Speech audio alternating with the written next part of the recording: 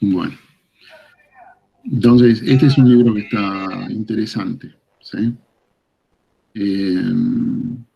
Un poco lo que sí les comento, que también hay una cuestión, ¿no? Cada país, de alguna manera, lleva adelante lo que es su proyecto de desarrollo energético, ¿no? Entonces, ¿qué sucede? Por ahí hay otros lugares donde están más avanzados, por ejemplo, energías limpias, y otros lugares no, donde están peor que nosotros. Hay otros países que por ahí adoptaron como, no sé, línea de alta tensión, una escala distinta a la nuestra. Y bueno, hay países que obviamente por su situación geográfica tienen un tendido de red muy distinto al nuestro. Bueno, ¿qué quiero decir con esto? Este es un autor español. Es práctico porque obviamente está en nuestro mismo idioma. Toca temas que tienen que ver con lo que estamos viendo, pero tampoco es que va con una profundidad de lo que podría ser un encuadre de libros que ya son utilizados en la universidad. Acá es un poco el gran conflicto, es un poco lo que hablaba antes, ¿no? El gran tema también de cómo está estructurado el plan de esta carrera, o el plan de muchas de las carreras que tienen que ver con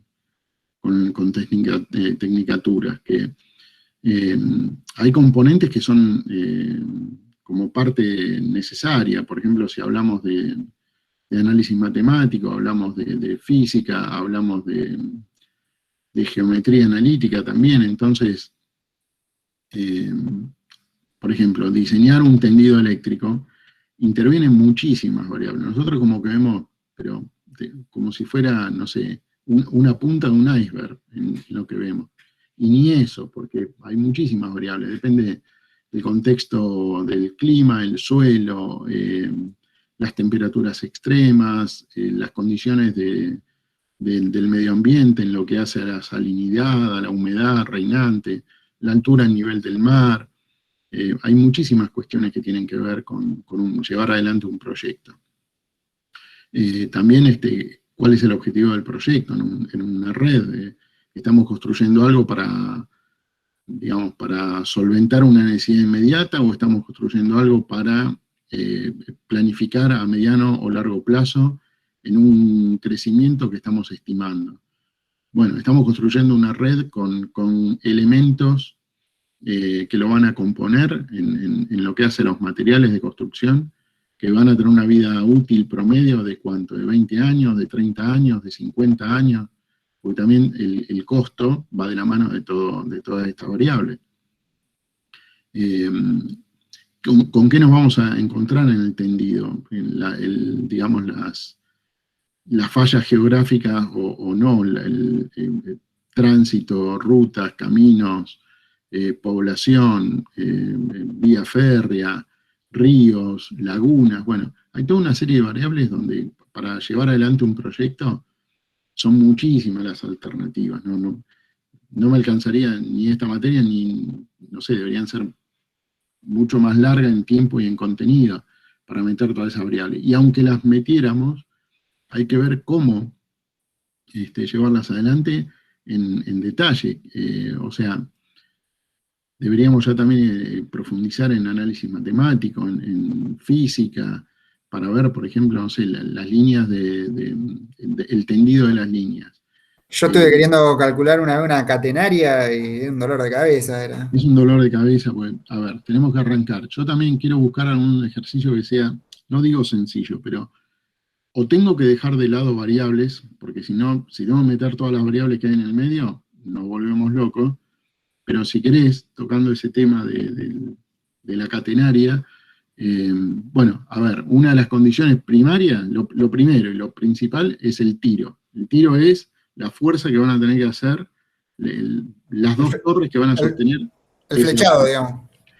Claro, bueno, ¿y cómo querés hacer ese flechado? ¿Con qué tensión? O sea, ¿con qué tensión me refiero? Tensión mecánica. Claro, ¿con qué tensión mecánica? Bueno, porque de eso también va a depender digamos, el costo del cable que vas a estar comprando. Vas a comprar un cable con una arquitectura de un núcleo de acero que soporta una cantidad de peso o vas a comprar otro? Bueno, porque depende de lo que compre también la resistividad que va a tener el material. Bueno, ok, entonces el primer análisis es el tendido, ¿no? Entonces, entre dos puntos, ¿cuál va a ser el peso que va a soportar toda esa estructura? Que tiene que ser autoportante, porque digamos, el cable se tiene que sostener a sí mismo, y eso va a estar sostenido en los dos puntos de cada una de las torres que lo van a estar sosteniendo. Que después, a ver, una catenaria como un ejemplo muy básico, porque sabemos que un tendido ocupa muchísimos puntos de sujeción.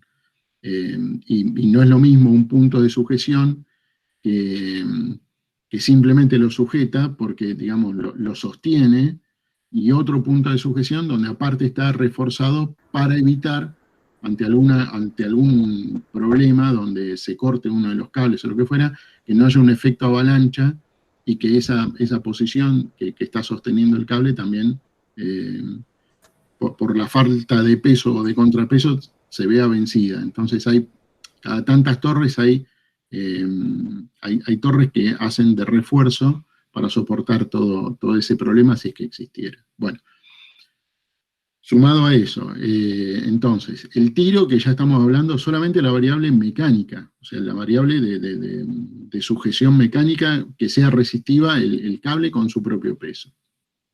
Después tenemos que sumarle el contexto climatológico, los embates del viento, que van a hacer que el cable ahora tenga, aparte de su propio peso, un tiro que puede ser horizontal, digamos, la fuerza del viento, o incluso puede ser vertical, porque tal vez al propio cable se le sume humedad, agua, hielo. Bueno, entonces, en la peor condición, que sea vertical y a la vez horizontal, o sea que además de estar mojado digamos, ya con el agua que se cristalizó y ya tengo hielo, y además viene un viento de 50 kilómetros por hora, bueno, entonces tengo una tensión adicional que me está tirando con un sobrepeso para abajo, y una fuerza lateral que me lo está empujando sobre lo que sería su línea de descanso natural. Bueno, todas esas variables entran en una ensaladera donde tenemos que meter todo eso para recién ahí arribar a lo que podría ser un diseño de un cálculo. A eso después tenemos que sumarle, porque en el ideal estamos hablando de dos torres que estén al mismo nivel, al mismo nivel de la superficie. Después tenemos variables donde, bueno, una está ocupando un lugar a tantos metros del nivel del mar y la otra está a tantos metros del nivel del mar o más abajo, bueno, y ahí ya voy a tener una catenaria donde, por decirlo así, la panza, que es lo que viene a determinar lo que se llama la flecha, ya no va a estar en el centro geométrico de las dos torres, va a estar más cercano a una o más cercano a la otra. Bueno, y una vez subsanado todo eso, bueno, ¿cuál es la diferencia de potencial que tengo en esa línea? ¿Cuántos son? 132 kilovolts, 220, 500 kilovolts. Bueno, porque todo eso también demanda una distancia de seguridad entre lo que sería la flecha máxima y la superficie del terreno. Una distancia de seguridad que para el análisis tenemos que considerar la flecha máxima. La flecha máxima es la que se va a dar cuando tenemos la dilatación del cable como efecto de temperatura. Vieron que la temperatura hace que los materiales se dilaten y el frío hace que los materiales se contraigan. Bueno, entonces, el peor caso es con la máxima temperatura, que siempre se toma la temperatura más elevada de los últimos 50 años, y esa sería como la peor condición en la cual tengo que calcular la tensión máxima, perdón, la flecha máxima, y a partir de ahí la distancia que tengo hacia el suelo. Y bueno, hay que ver, calculé bien la altura de la torre, porque por ahí no estoy cumpliendo con esa distancia mínima de seguridad. Por eso, es todo un combo que involucra muchísimas variables como para poder llevarlo adelante en un diseño así sencillo. Pero bueno, nada, este libro aborda un montón de esas cosas. Para el que le guste por ahí llevarlo a detalle, esta sería una opción. Y si no, hay otras partes también de literatura. Hay un estudio que se hizo que yo también tomo mucho de ahí, que es de la Facultad de Ingeniería de La Plata, pero es un estudio de los años 80, que, bueno, obviamente las reglas, si se quiere, de la electricidad, no, en muchos aspectos, obviamente que sigue siendo lo mismo. Lo que pasa es que cambiaron después cuestiones estructurales.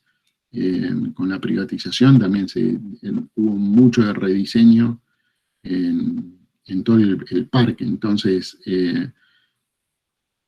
ese estudio es bueno, pero está acotado, digamos, a algunas cosas que eran propias de ese contexto. Bueno, nada, este era un tema que me había preguntado entonces Lautaro, ¿no? Sí, Lautaro, y quería compartir. Es este libro, Sistema de Energía Eléctrica, el autor es Fermín Barrero, la editorial es Paraninfo. Listo, profe. Este está en Google, digamos, lo buscamos, está como Sí, PDF en Google. sí, sí. Sí, de hecho Perfecto. lo estoy mostrando de ahí. Gracias. De los que vi es el más completo. Después hay otros que, ya te digo, pero son a niveles mucho más profundos, porque se usan, viste, para estudio universitario. Bueno, ahí ya deberían manejar términos mínimamente, o sea, conocer análisis de funciones, porque ahí ya se trabajaría con fasores, con números complejos, viste, que nosotros vamos a ver algo, pero muy así, por arriba, no podemos entrar en mucho detalle. ¿Sí? Bueno, ese era uno. Había otro, espera que quiero buscar dónde lo tengo. ¿Dónde lo tengo? Espérame. Que no sé si alguien tiene llegada con AEA, Asociación Eléctrica Argentina. Yo tengo una parte de la guía en mi casa. Bueno, a ver, esperame un toque que si llego, ¿dónde lo dejé?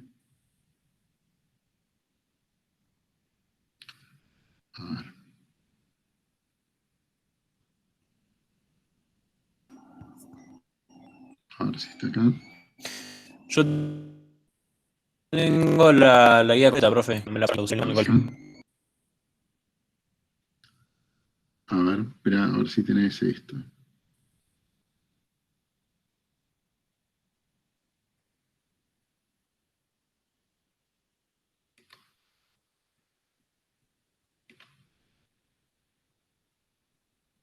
Ah, espera, para.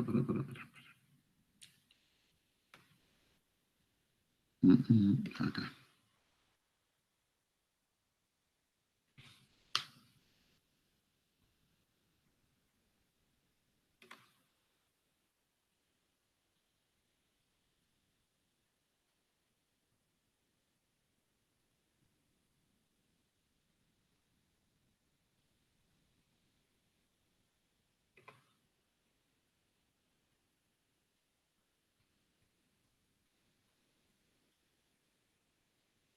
Por ejemplo,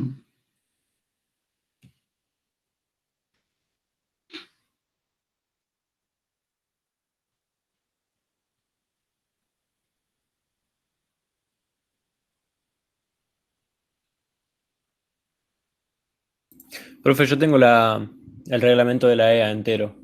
pero viste que tiene varias ediciones y varias reglamentaciones. ¿Este lo tenés?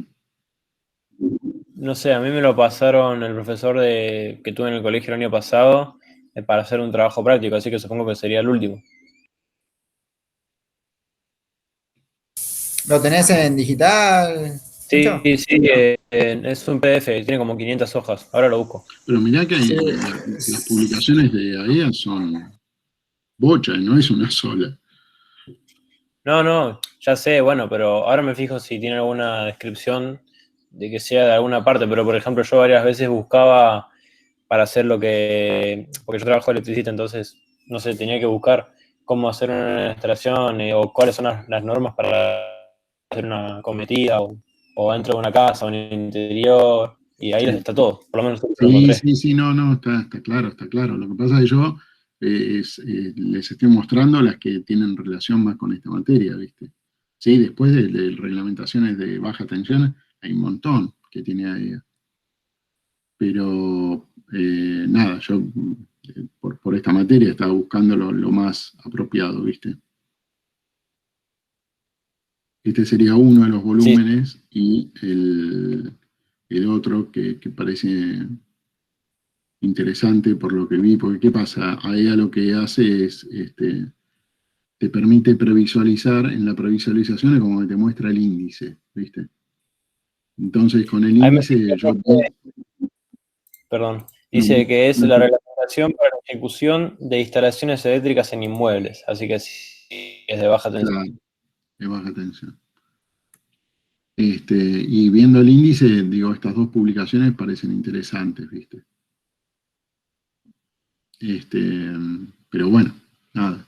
Sí, después de la parte de baja tensión tiene muchísimo, sí, sí.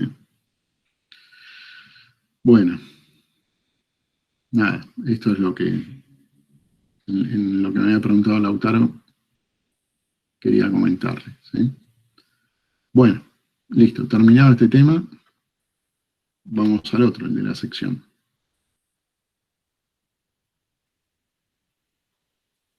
¿Dónde estoy? Espera, dejé de compartir, ¿no?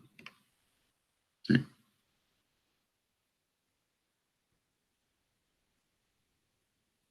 Vamos a ver.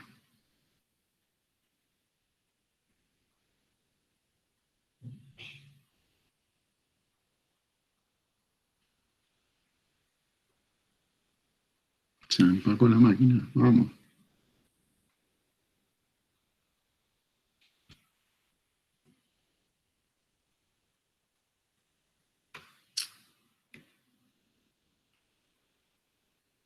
Se complica a veces tener 20 ventanas abiertas. Bueno, a ver si puedo compartir ahora esto.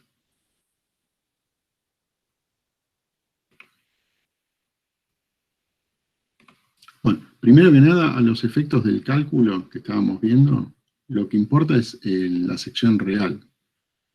La duda venía respecto a la sección nominal. ¿Saben? La verdad que espera que comparto así, mientras hablo, se ve lo que estoy diciendo.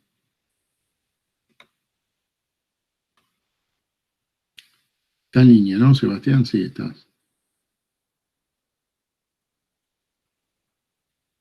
Genial. Bueno, entonces la duda que había surgido me agarró en frío y no, no me di cuenta en ese momento. Bueno, era por qué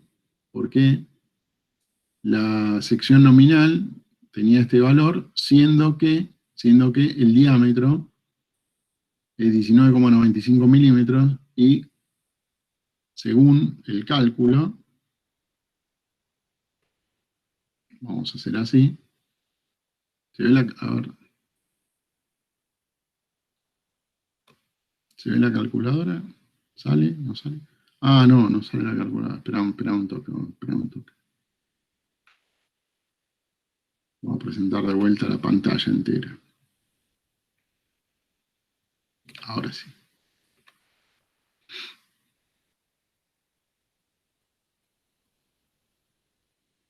Ahora sí. Bueno, entonces, ¿qué pasa? Estamos diciendo, el diámetro es 19,95, ¿no? El diámetro es 19,95. Entonces, ¿cuál era el cálculo que habíamos hecho, Sebastián? Era decir, bueno, si 19,95... Sí, calculamos con ese y daba Claro, 312,59. claro. 19,95, ¿no? Es el diámetro. Entonces, para calcular la sección, tendríamos que dividirlo, para tener el radio, elevarlo al cuadrado y multiplicarlo por pi. ¿Está bien? Entonces tenemos 19,95 dividido 2, ahí tengo el radio. ¿Está bien? Lo elevo al cuadrado y esto lo multiplico por pi. Y ahí tengo una sección, 312,59. ¿No? Ese era el primer tiro que habíamos llegado, donde dijimos, che, pero ¿por qué 312 y tenemos 240? ¿No? ¿Era eso, Sebastián?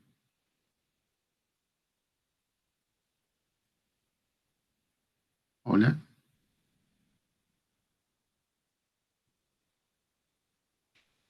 ¿Están ahí o cómo hacemos? ¿Cómo estamos? Bueno, no sé, Sebastián,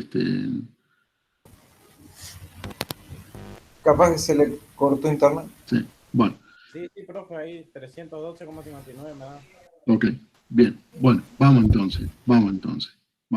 De por qué tengo la diferencia de 312 contra 240. Bueno, vamos entonces. ¿Qué tenemos acá? 37 hilos. 37 hilos, cada hilo tiene 2,85 milímetros de diámetro. 2,85 milímetros de diámetro. Entonces vamos a hacer la misma cuenta ahora. 2,85 milímetros de diámetro. Para saber el radio lo tengo que dividir por 2. Ese es el radio. ¿Eh? A esto lo elevo al cuadrado. Y lo multiplico por pi. Esa es la sección de uno de los 37 conductores. Lo multiplico por 37. Y esa es la sección. Sí, ese habíamos sacado. Pero justamente, si no es lo mismo la sección de todo el círculo que la sección de 37 círculos que están inscriptos adentro del círculo. Sí, sí, ese sí. ¿Sí? Bueno.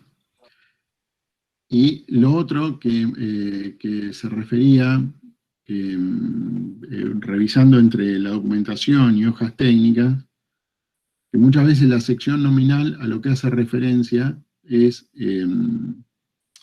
va en función también de la calidad del material de construcción, donde se dice, bueno, este material que tiene una sección de 236,04 milímetros, por la calidad del material, conduciría lo mismo que un alambre de cobre que tuviera una sección nominal de 240 milímetros cuadrados.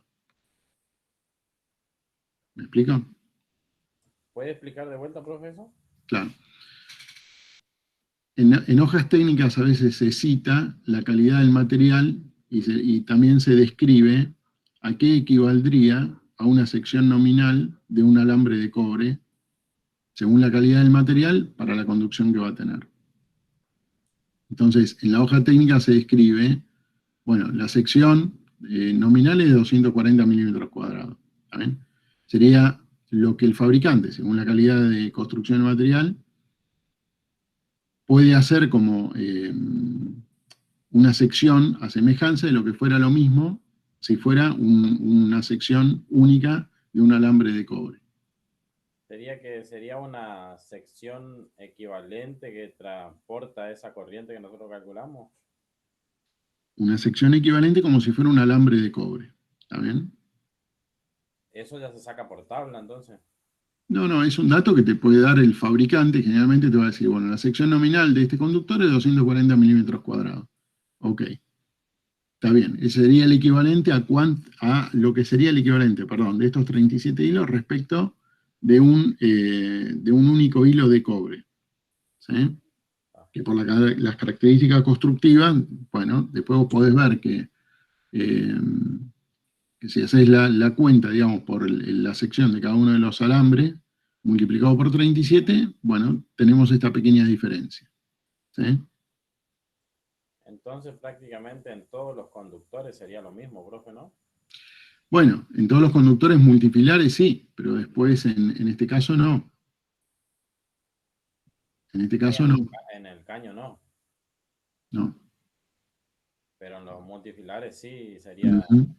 Hay que ver la ficha técnica, entonces. Sí, pero ahí viene también lo que les comentaba, que independientemente del dato técnico, lo que usamos para el cálculo es esto, en la sección real. ¿Sí? Con lo cual, lo único que necesitamos saber es cuánta es la cantidad de hilos que tiene y cuál es la sección de cada uno de esos hilos. Bueno, la sección se supone que es la misma para cada uno de esos hilos, ¿no? Por eso lo multipliqué por 37. ¿Me explico?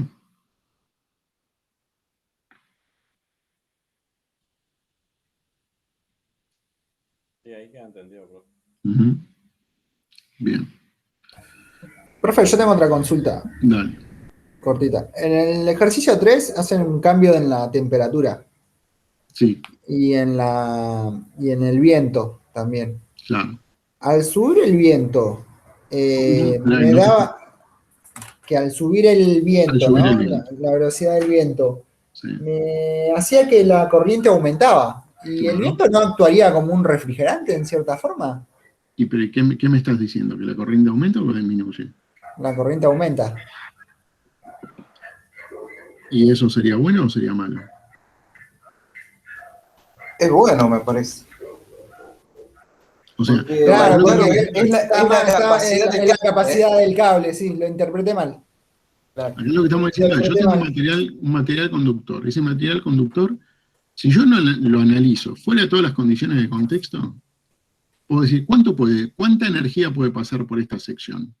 ¿Cuánta energía? Me refiero a cómo medimos la energía. La energía la medimos en Coulomb por segundo, que es ampere. ¿Está bien? No, pero interpreté como que el cable, como que había más corriente circulando por el cable No, no, por no, propio del no, efecto Joule, y lo interpreté mal, le di una vuelta claro, roja que, no, que- no.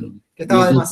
lo que permite es que con esa misma estructura física, pero en otro contexto, podés tener una corriente admisible mayor. ¿Me explico? Es como que, a ver, un mismo cable, vos decís, bueno, a ver, pero por este cable pueden pasar, no sé, 400 amperes. Sí, genial, pero no es lo mismo primero que el cable va a estar en régimen, y el fabricante te dice, mira que la temperatura de régimen de estos son 80 grados, 70, 90. Depende del tipo de material y el fabricante cuando lo va a especificar. Y después te va a decir también, cuando mide otros parámetros, como por ejemplo la resistividad, ahí ya es distinto el contexto. Se lo mide en una temperatura de 20 grados centígrados. Bueno, entonces después tenemos la temperatura normal del ambiente y la temperatura que sería la máxima a la cual podría llegar el cable en la máxima condición de carga. Eh, entonces, ahí empezamos con las limitaciones, porque digo, si yo tengo esta capacidad de disipación de energía, bueno, no es lo mismo si estoy operando en un contexto de baja temperatura a que si estoy operando en un contexto de alta temperatura, o no es lo mismo si estoy operando en un contexto donde en situaciones que no sean atípicas pueden no haber viento, a un contexto donde en situaciones normales hay viento. Vieron que en la zona sur el viento es constante, ¿sí? Entonces se dan estas cuestiones donde a lo que voy con esto y lo que quiero tratar de reflejar con este ejercicio. Hay veces que las cosas no dependen exclusivamente de la capacidad de transporte que tiene un cable por su capacidad intrínseca física. También depende del contexto. Eso es lo que trato de ejemplificar con este ejercicio. ¿Me explico? De la misma manera, Sí, sí.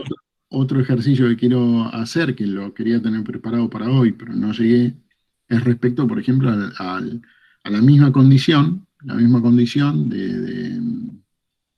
de transporte de energía. Bueno, a ver, ya supongamos que ya con esta condición de contexto, asumimos que, no sé, pueden circular 400 amperes, no me acuerdo ahora cuánto daba el ejercicio, pero supongamos que sea 400 amperes sin que haya ningún perjuicio al material conductor.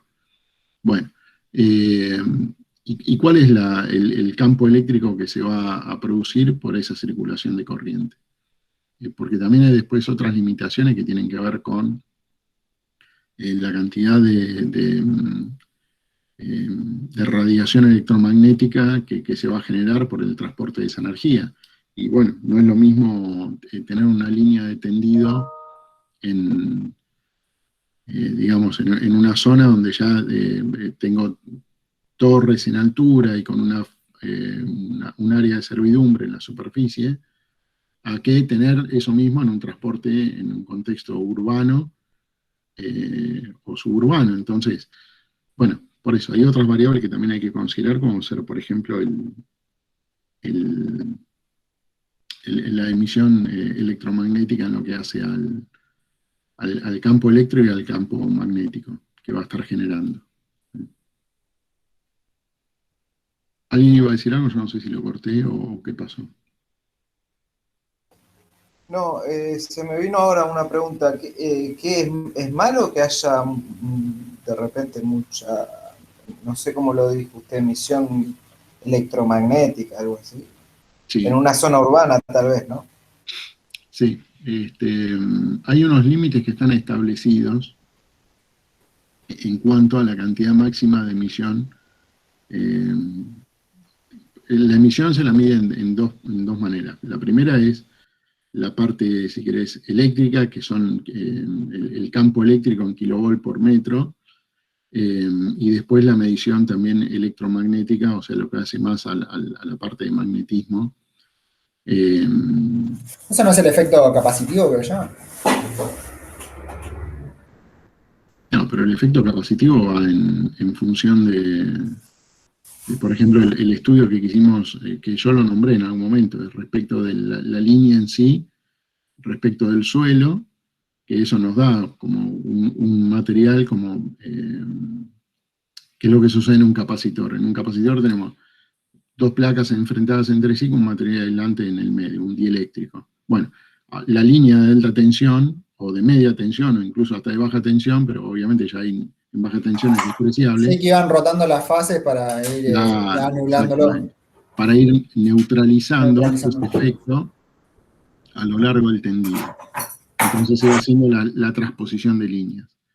Pero independientemente de esto que estamos nombrando ahora de la transposición, hay un hecho, donde circula corriente, se genera un campo eléctrico y un campo magnético a su alrededor. Eso bueno, si quieren, en algún momento lo puedo preparar. Sí, bueno, algo de eso vimos igual, pero yo lo que no sé que trae perjuicios tipo para la salud de la gente que está alrededor.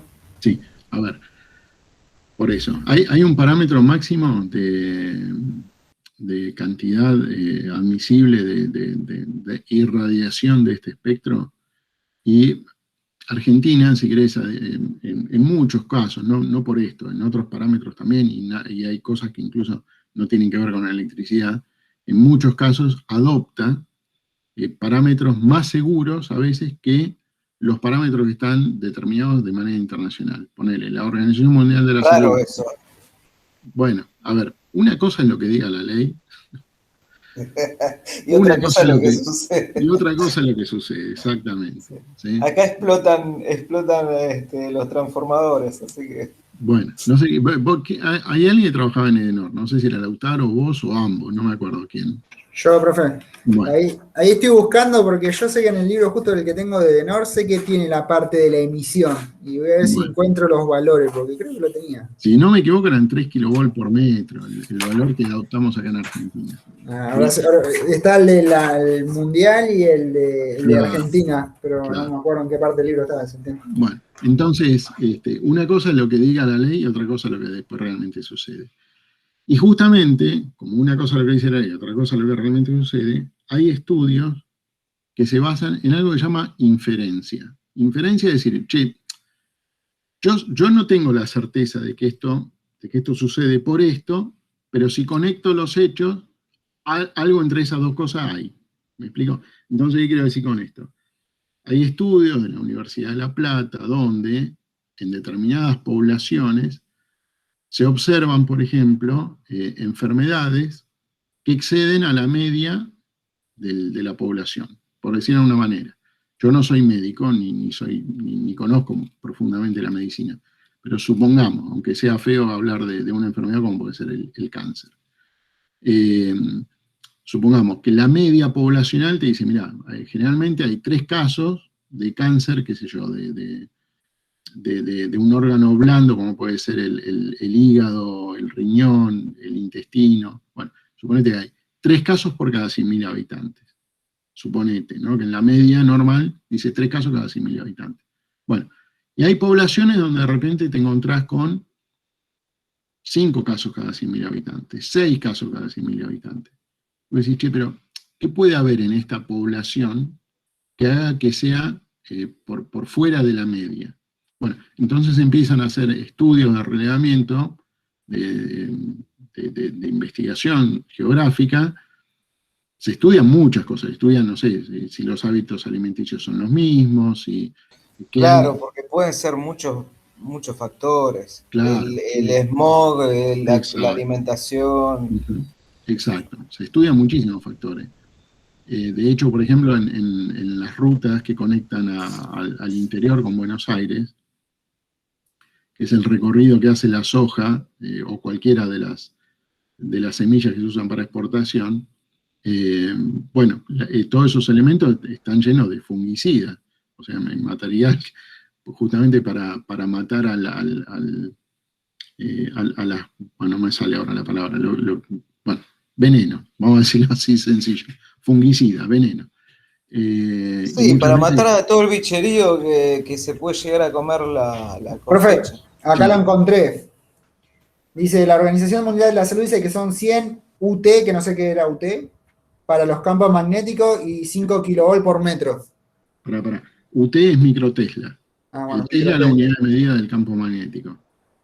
Y lo otro es el campo eléctrico, perdón, 5 kilovolt por metro.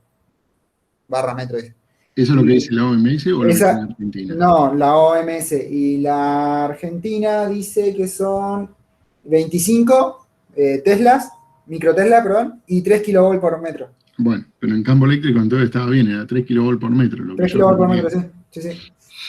Bueno, entonces, por ejemplo, hablando de la semilla, bueno, sí, viste que al final estaba ese dato, yo no me acordaba lo del campo magnético, cuánto era, pero el campo eléctrico me acordaba que era 3 kilovolt por metro. Y bueno, en el corredor que hay del interior al puerto de Buenos Aires hay mucho desecho muchas veces de los camiones que llevan el transporte, que por ahí cuando salen es cuando están con la plena carga, entonces después siempre tienen pérdida en el camión. Bueno, y en los primeros pueblos se observa muchas enfermedades y bueno, tiene una conexión directa con esos materiales fungicidas. Y entonces, bueno, es una forma de decir, bueno, a ver, yo no tengo una prueba fehaciente de que la gente agarre desechos de lo que cae del camión y que después lo use para su alimentación. No tengo esas pruebas. Y tal vez hasta tampoco es cierto, o sea, la gente no está recogiendo de la calle soja que haya caído o trigo que haya caído para consumirlo. Pero como está en la calle y como después los camiones pasan por encima y lo terminan moliendo y terminan existiendo partículas que se difunden por el aire, y la gente lo termina inhalando y termina llegando al cuerpo, entonces se da que aparecen más casos que la media en esa zona geográfica. Bueno, y lo mismo sucede con los tendidos de alta tensión. Hay un estudio en la Universidad de La Plata donde va recabando información y lo único que saca en conclusión es que o hay tendidos de alta tensión o hay torres transmisoras de señales radioeléctricas con una potencia elevada. Bueno, no tiene una prueba fehaciente de que esa sea la causa. Es una inferencia. El estudio de la universidad dice, yo lo único que veo en esta zona geográfica, a diferencia del resto, es esto. Y en esta zona geográfica sucede que las enfermedades superan a la media poblacional. Bueno, por eso están esos límites y después está la inferencia. Por eso digo, una cosa es lo que diga la ley, aunque respetemos la ley, y otra cosa es lo que después sucede. ¿Y por qué sería nocivo? Sí. Habla. No, ¿por qué sería nocivo? Porque, bueno, nuestro cuerpo está compuesto en un 70% de agua, y esa agua, por eso yo no estoy gordo, estoy inundado. Pero esa agua no es H2O, tiene componentes salinos, de hecho todo nuestro organismo es una composición de múltiples moléculas con distintos minerales. Y bueno, no dejan de ser lo que llama un dipolo, o sea, puede reaccionar ante la influencia de un campo eléctrico o magnético. Y entonces esa influencia puede hacer que las células después tengan algún daño. Y bueno, y ese daño puede traer algún tipo de enfermedad. Entonces, por eso se ponen parámetros de seguridad a la emisión tanto de radiación eléctrica como magnética. No sé Profe, ¿vio los barrios donde pasa la tensión de la línea de alta tensión? Le llaman barrios medidos porque lo paga el municipio. O sea que ahí no se puede conectar medidores, nada. No, pará, me mataste con eso, che, ¿cómo es? Que a esos barrios donde pasan las líneas de alta tensión, le llaman barrios medidos. Tiene un transformador que lo maneja el municipio. O sea, ahí no, ellos no pagan la luz. Te comprendo, pero no me lo llevo a figurar. Vos decís Sí, lugares que están pero ocupados. porque son lugares carenciados generalmente pasa eso. Ah, Es por las villas, hay muchos lados que son zonas medidas justamente, le dicen zonas medidas porque Edenor o la distribuidora se lava las manos y claro, se está genera bien, como una autogestión, por así está decir. bien, está bien, está bien. Sí, Ellos sí. miden la cantidad de corriente que pasa por el transformador, pero no toman individual en cada casa. Ah, ahora sí comprendí, está bien. No, yo no entendía si se refería por ahí a que sean lugares que estén ocupando la franja de servidumbre y digo, no entendía por eso, pero bueno, de hecho, parte de lo que se llama no sé si en algún momento lo nombramos, lo que es la franja de servidumbre, lo nombré, es una buena oportunidad en las diapositivas que vimos. No recuerdo yo, la verdad. Bueno, la franja de servidumbre, imagínate las líneas de alta tensión, el tendido, la torre, ¿está bien? Entonces, en la superficie tenés una determinada distancia en metros respecto del centro de la torre, tenés una determinada distancia en metros, hacia la izquierda y hacia la derecha. Eso es lo que conforma lo que se llama una franja de servidumbre. Dentro de esa franja no puede construirse nada, no puede emplazarse nada. No puede, digamos, no podés construir una vivienda, no podés construir algo aunque sea provisorio. ¿Por qué? Porque ese es el lugar, digamos, que tiene que estar reservado para cualquier tipo de necesidad u obra que sea demandante por ese tendido de línea de alta tensión. Y no solamente por eso, sino porque si tenés un instrumento de medida para poder ver el campo eléctrico y el campo magnético, bueno, es dentro justamente, estando debajo del tendido de la línea de alta tensión, ahora tenés el mayor pico de irradiación. Entonces, esas zonas tienen que estar liberadas, no puede haber nada, digamos, Y cuando el tendido pasa por algún campo, ¿no suelen pasar por campos privados y eso? Sí, pero por eso también, digamos, cómo se resuelve después técnicamente si es un área reservada para la empresa transportista o, digamos, vos tenés un corte ahí y no podés invadirlo, ahí te la debo. Lo que sí tiene que respetarse la distancia de seguridad respecto de la altura de lo que sería la flecha máxima con el suelo, ¿sí? Eso independientemente de sea privado, público, lo que fuera, nunca debe interrumpirse. Siempre tiene que haber una distancia de seguridad que ya está establecida en función de los kilovoltios respecto del suelo, ¿sí? De hecho, no sé si lo tengo a mano, el reglamento de la provincia de Buenos Aires que establece, da un toque, si lo encuentro, ya que estamos en tema, puede ser interesante. Sí, por ahí nos salimos un poco de contexto, ¿no? Pero no está mal, porque siempre dudas o demás, no está mal. Y charlamos un poquito de otras cosas que también son interesantes. Uh-huh. A ver si lo tengo por acá. ¿No?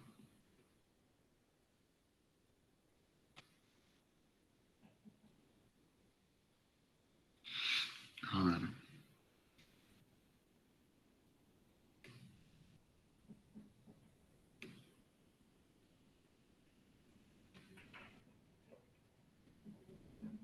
Bueno, otra cosa, vino ahora que estaba revisando entre los documentos que tengo, ¿no? Como estábamos hablando así de lo que es el tendido, por ejemplo, en el conductor entre dos torres. Vieron que usamos una de las cosas, por ejemplo, para los cálculos, el tema de la emisividad. Bueno, también entre los datos técnicos muchas veces no, tiene que estar citada cuál es la emisividad del material.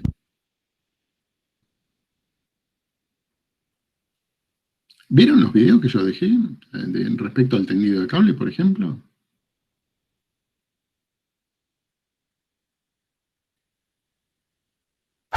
Yo algún video vi, ahora no me acuerdo de qué se trataba. Usted dejó un video de Tesla, me acuerdo, ¿no? Ese fue el de la guerra a las corrientes, que me habían preguntado de qué se trataba. La guerra a las... Y algo más había en ese mismo... No me acuerdo, la verdad. Sí, estaba muy interesante el video ese, lo vi. Uh-huh. Pero después había uno que era respecto a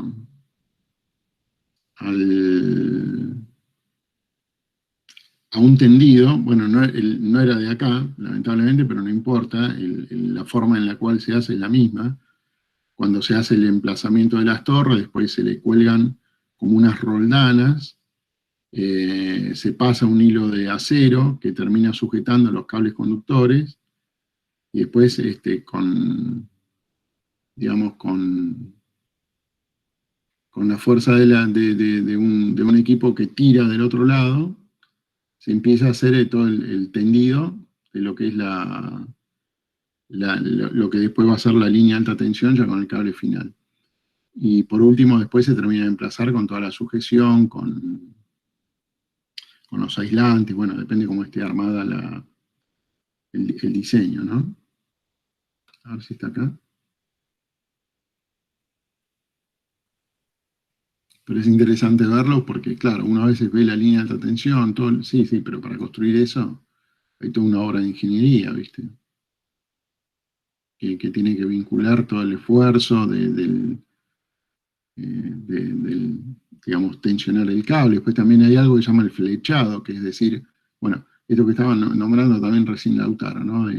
Bueno, ¿con qué fuerza tiene que estar tendido este cable? Pues hay que llevarlo también hasta el límite que puede soportar, no hay que llevarlo más allá. Entonces, Bueno, nosotros cuando hacemos el tendido, bueno, yo ahora ya no estoy haciendo más eso, pero las veces que lo hacía, el flechado se lo damos con la grúa y a ojo. bueno. En baja tensión, ¿no? Estamos hablando en baja tensión. Estamos hablando de la ingeniería de Mayo, la grúa y a ojo. La grúa y a ojo, era cuando lo veíamos más o menos derechito ahí, déjalo ahí. Bueno. Pero bueno, se entiende que es baja tensión y que la cantidad de fuerza que hace es mucho menor en el tendido que con una línea de alta, ¿no? Sí. Bueno, te la debo, che, porque no lo tengo. Y acá es encontré lo que estábamos hablando recién. Bueno, creo que lo tengo, pero no, te la debo. ¿Cuáles son las distancias de seguridad? En realidad las distancias de seguridad son las mismas en función de los kilovoltios respecto del suelo. ¿La distancia de seguridad quiere, profe? Sí, pero yo tenía una del extracto de lo que es la normativa para la provincia de Buenos Aires. Después está la de Córdoba, son todas iguales, ¿viste? Pero nada, quería tenerla, me parecía tener la mano, la de la provincia de Buenos Aires.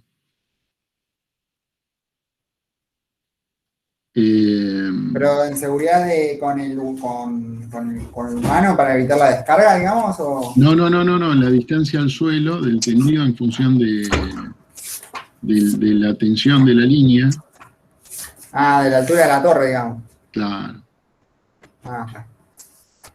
Es que no me acuerdo yo, pero creo que eran 4 metros y pico. No, sí, pero todo eso va en función de la tensión que estás transportando en la línea. A mayor tensión va tomando más distancia respecto al suelo. Y también va en función de lo que hay en la superficie. No es lo mismo si es un campo a que si estás pasando por una ruta, un camino, una vía férrea, otra línea, tenés un cruce con una línea por ejemplo, de telefonía. Todo eso va determinando, viste, las distancias de seguridad. O incluso puede darse que te cruces con otra línea de tensión también. Bueno, todo eso va de la mano de lo mismo.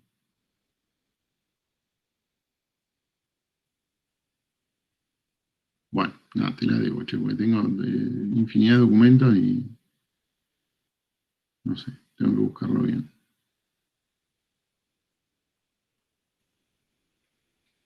A ver si lo tengo por acá.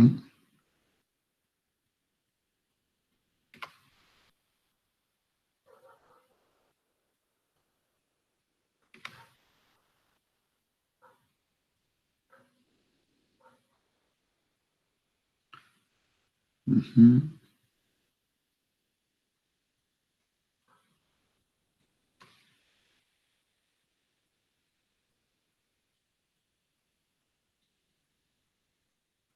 A ver, bueno. Bueno, le dedico un minuto más a buscarlo. Si no lo encuentro, ya pasamos al tema, porque si no vamos a estar perdiendo tiempo con esto. Buscándolo, no tiene sentido.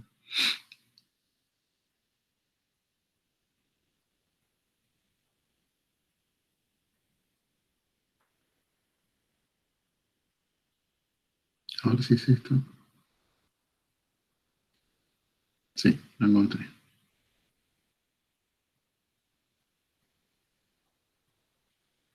Mira.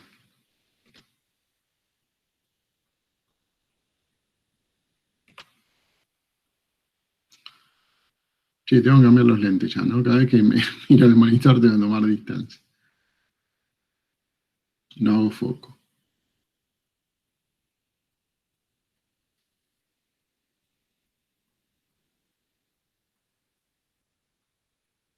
Ahí está. ¿Se ve?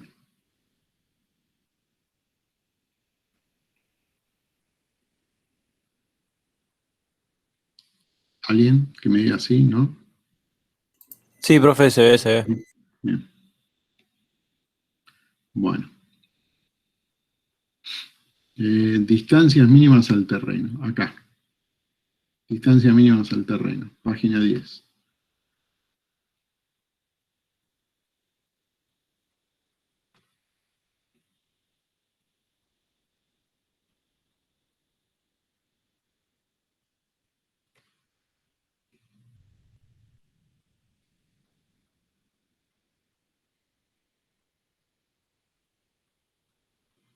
¿Dónde estoy?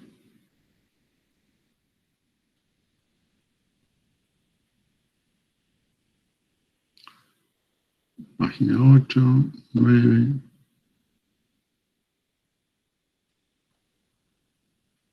Sí, ¿dónde lo tengo? Distancia mínima del terreno.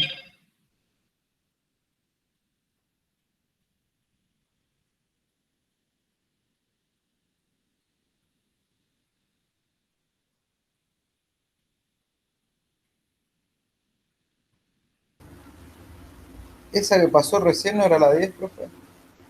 ¿Cómo? Me parece que la pasó. Esa es la 9.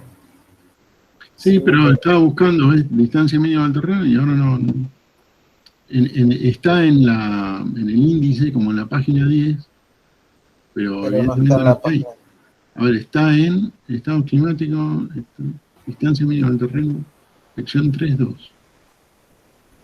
3.2. 2.2, 2.3, 2.6, 2.10, 2.10, 3. Ahí está, distancia mínima al terreno. Baja un Ahí poquito, está. profe. Sí, está. No, normal, en zona rural. Uy, se me fue. No, ahí, pero viene a continuación de esto, pero ya que estamos, vemos esto también, ¿ves? Para efectuar todos los cálculos de cable y de soporte se tomarán en consideración los siguientes estados. Estado 1, temperatura menos de 10 grados centígrados, viento nulo. Estado 2, temperatura más de 10, viento de 130. Acá es como que se van poniendo, ¿no?, como distintos estados. ¿Por qué? Porque no es lo mismo por ahí, hay un mapa donde tenemos en función de todo el territorio las temperaturas máximas, los vientos promedio. Bueno, con esto lo que decimos también la peor condición de los últimos 50 años. Entonces, bueno, esta disposición es para la provincia de Buenos Aires. ¿Está bien? Y ahí tenemos distancia mínima al terreno. Bueno, y ahí está. Se adoptará la siguiente distancia mínima del conductor al terreno. ¿Sí? Bueno, zona normal, para línea de 13,2 kV, 5 metros. 33 kV, 6,5. Mayores a 33, 7. ¿Sí? En zona urbana, suburbana 7,5, zona urbana 9. Bueno, todo esto en definitiva también es costo, ¿no? Hay que construir una torre más alta, con una estructura autoportante que pueda sostener también todo el peso adicional. Bueno, por eso hay algo que va de la mano con todo esto. Igual acá lo que me falta, acá esto, la distancia con cruces, ¿ves?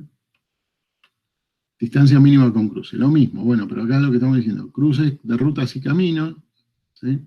La altura libre sobre la calzada, 7,5 metros. En caminos troncales, 7,5 metros.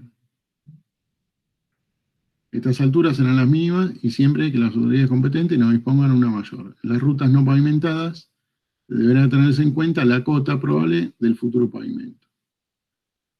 También, cruces con líneas de alta y baja tensión. Cruce con línea de telecomunicaciones, ahí está. Si hay un cruce con línea de telecomunicaciones, bueno, depende de la tensión, la distancia mínima que tiene que haber en ese cruce. ¿Sí? Lo mismo para ferrocarriles. El nivel superior de los rieles será de... Espera.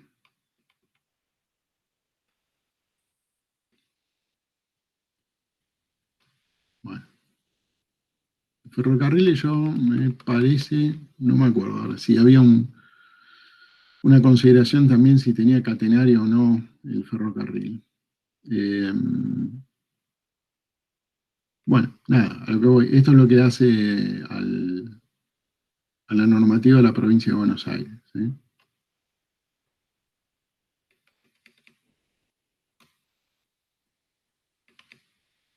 Bueno.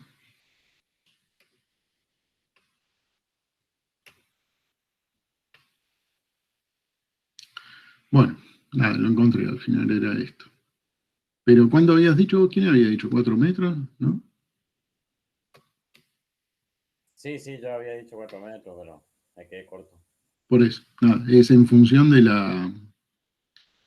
del tendido de la línea, la cantidad de voltios que tiene, bueno, la distancia mínima al suelo. Entonces, está esto que llaman, ¿no?, el flechado, que lo que decimos, bueno, que va a ser, por decirlo en criollo, la panza que va a tener el cable. Bueno, esa panza en la peor condición, o sea, cuando ya la temperatura es la más elevada, que es la que mayor produce dilatación, bueno, tiene que seguir conservando esta distancia mínima. Igualmente, por más de que uno haga el emplazamiento, llegamos a considerar la peor condición, está todo lindo, bueno, digamos, los materiales no son los mismos a lo largo del tiempo, van sufriendo deformaciones, y van sufriendo deformaciones que siguen siendo igual, digamos, materiales útiles para seguir en operación, pero bueno, ahora están, por decirlo también en criollo, un poco más estirados. Pero ¿qué pasa? Ese un poco, a lo largo de metros y metros y metros, va haciendo que sea notorio. Entonces, lo que era la flecha máxima en un determinado momento, bueno, ahora creció. Entonces, ya tal vez estamos por debajo de la distancia de seguridad. Entonces, hay obras que se llaman reflechado. Reflechado es, bueno, no sé lo que estaba haciendo vos, Lautaro. Es decir, bueno, tenemos que volver a la flecha máxima, ¿no? Entonces, respetando la distancia de seguridad, tenemos que tener lo que era la flecha máxima en su momento. Bueno, entonces, con herramientas apropiadas y maquinaria apropiada, se hace el tensionado nuevamente para volver a dejarlo a ese elemento. El mismo cable tensional. Claro, sí, bueno, ahí digamos, esto es todo un trabajo también de ingeniería, no es que, viste, vas y lo haces así, con una valijita, ¿no? Porque imagínate, estamos hablando del cable, con el peso que tiene, estás en un punto, digamos, volviendo a tirar de él para que vuelva a tener la flecha que corresponde. Bueno, por eso es todo un trabajo, no es algo sencillo. ¿Está bien? Después hay que reempalmar, bueno, por eso es todo un trabajo, ¿viste? Hay veces que es toda una obra, ¿viste? No es lo mismo hacerlo, porque, digo, es algo que lo más probable es que lo tengas que hacer en un tendido de varios kilómetros, que tenés, no sé, una determinada cantidad de torres y por ahí tenés que hacer reflechado en varias partes. Bueno, ahora si una de esas torres simplemente hace la sujeción, y bueno, por ahí zafás de en ese lugar tener que hacer el mismo trabajo que en las que hacen las de sostén, ¿sí? Bueno, nada, nos fuimos de tema, pero no deja de ser piola lo que vimos. Va, me parece a mí, qué sé yo, ustedes dirán. Interesante. Uh-huh. Veamos. Bueno, vamos a buscar la presentación de hoy.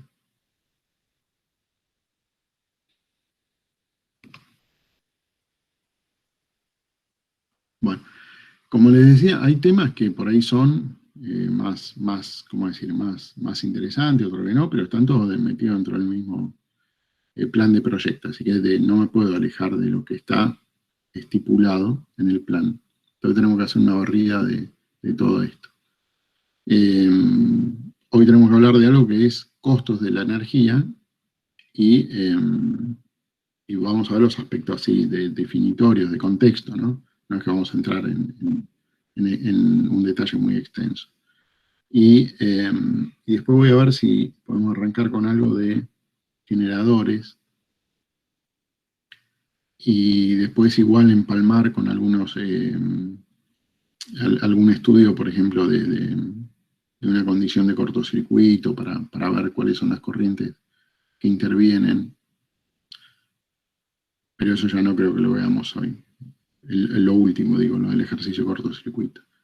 Voy a ver si lo puedo dejar subido ya para que si quieren charlemos un poco el lunes y ya después sí lo veamos en detalle. ¿Dónde estoy? Porque me perdí el de ventana ahora, acá. Ahí, genial. Bueno.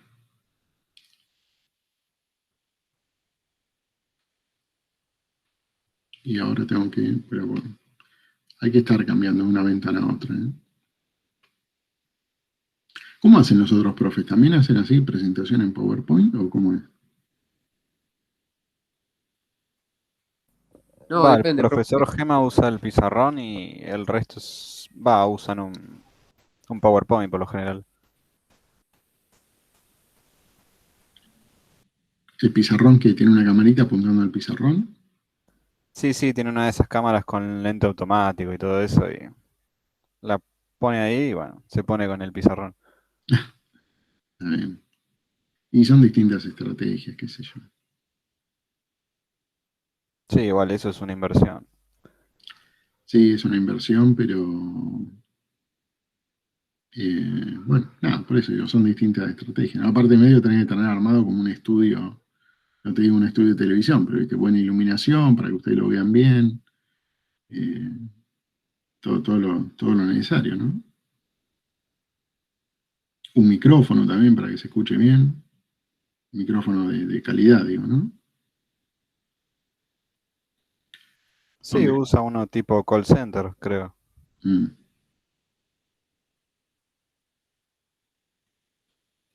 Acá estoy. Bien.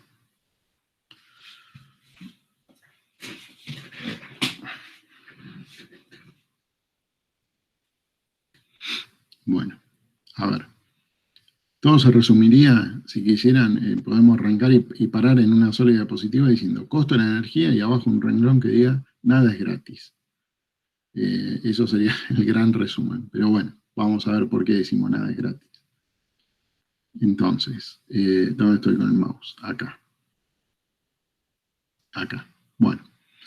Hay algunas cuestiones que tenemos que por ahí, como decía, ¿no? Forman parte del plan, entonces las tenemos que tratar igual.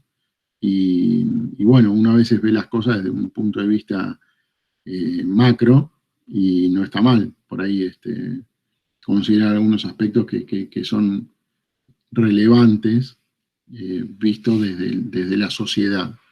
Porque cuando hablamos de energía, bueno, está bien, hay varios actores que intervienen, tenemos los generadores, los transportistas, los consumidores, está bien, pero y tenemos el país que también tiene que, dentro de su plan de desarrollo, tiene que ver cómo va a llevar adelante lo que sería al menos el sostenimiento y en el mejor de los casos el crecimiento de lo que pueda ser la futura demanda. Y no solamente eso, sino también desde el punto de vista de la optimización. O sea, cómo a veces contando con los mismos recursos le podemos sacar mayor provecho. Entonces, hay algo que denominamos rendimiento, ¿sí? Que cuando hablamos de rendimiento, en definitiva estamos diciendo, bueno, yo hago una inversión, ¿qué me vuelve de esa inversión? Entonces, es una manera directa de medir el rendimiento. De hecho, los administradores de empresa, ya no hablando a nivel de gestión de un país, ¿no? Sino algo mucho más reducido, como puede ser una empresa, bueno, tienen un índice que se llama ROI, que es retorno de la inversión, ¿sí? Mi inglés, yo siempre lo aclaro, es como Tarzán. Entonces, si se quiere, sería lo que también está definido acá en la diapositiva como Return on Energy Invested, o sea, el retorno en la energía invertida. ¿Está bien? Bueno, pero en la contabilidad el ROI tiene las mismas letras, pero es retorno de la inversión, ¿sí? Entonces, ¿cómo sería esto? Es como si yo dijera, bueno, no sé, tengo una empresa, a ver, y tengo dinero para invertir. Bueno, ¿en qué lo voy a invertir? Bueno, no es lo mismo si yo invierto una determinada cantidad de dinero, sumamos $1000. No es lo mismo si invierto $1000 en pintar las paredes a que si invierto $1000 en comprar maquinaria nueva o invertirlo en maquinaria que tengo que tiene defecto para ponerla en operación. Bueno, todo eso es lo que sería el retorno de la inversión. Todos los países disponibilizan la estrategia que mejor les parece para invertir y ver después, en consecuencia, qué retorna de esa inversión. Bueno, en la energía pasa lo mismo. O sea, se mide de alguna manera el rendimiento en la gestión de cómo vamos a estar haciendo una inversión y cuál va a ser el resultado. De alguna manera, si lo vemos desde la parte de energía, lo que termina definiendo la tasa de retorno energético, ahora ya no lo vemos en dinero, sino en manera de energía, es, bueno, de la energía que yo tengo, ¿sí? ¿Cuánta energía estoy entregando y cuánto me vuelve como producto de la actividad? Entonces, si hay un mal gasto, obviamente mi índice no va a ser sano. Si hay un buen gasto, mi índice va a ser sano. De alguna manera, en todo ese proceso, ¿qué es lo que tenemos? Primero, bueno, todo lo que sea la fuente de energía, ¿no? Fuente de energía, recuerdan, eso lo vimos en las primeras clases, que fue la primera unidad. Bueno, ¿cuáles son los tipos de energía que tenemos? Tenemos energía primaria y secundaria. La energía primaria es la que proviene de las fuentes en su estado natural, o bueno, a la que le hacemos algún proceso para convertirlas. Y cuando las convertimos, bueno, ¿en qué las convertimos? En otro tipo de energía. Bueno, generalmente ese otro tipo de energía, la que mejor se aprovecha o la que más fácil de distribuir es la energía eléctrica.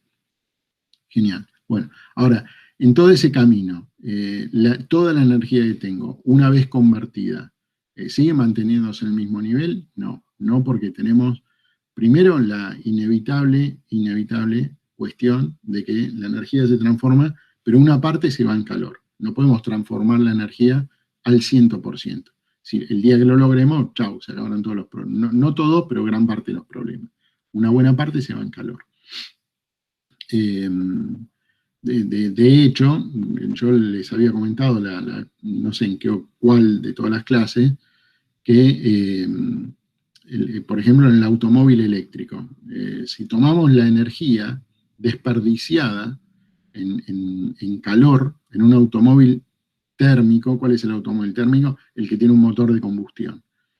Bueno, si tomamos la energía realmente que se va en calor, es monstruosa. O sea, si nosotros ponemos a pensar de que en un litro de combustible, 400 mililitros se no va en nada, en tener el motor caliente nada más,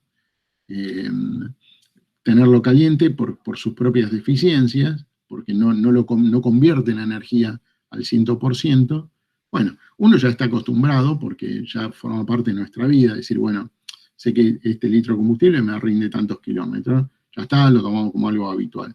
Sí, pero las pérdidas son monstruosas. Si nos ponemos a pensar en el fino, las pérdidas son monstruosas, ¿no?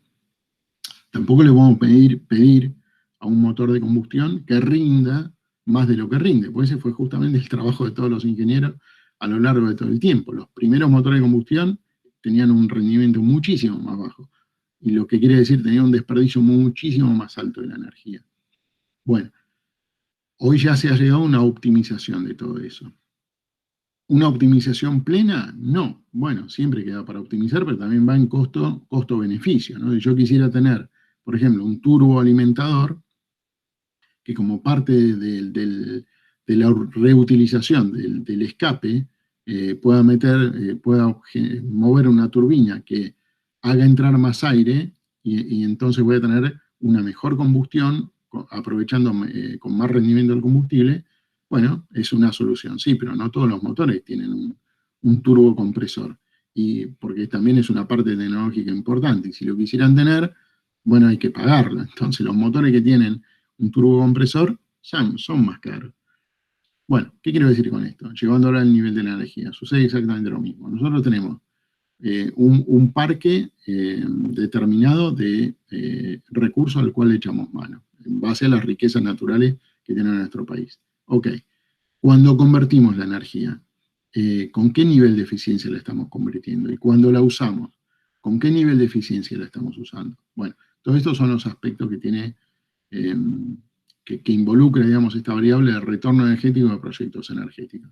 Entonces, parte de esa energía, incluso, que es esta flecha que está dibujada acá.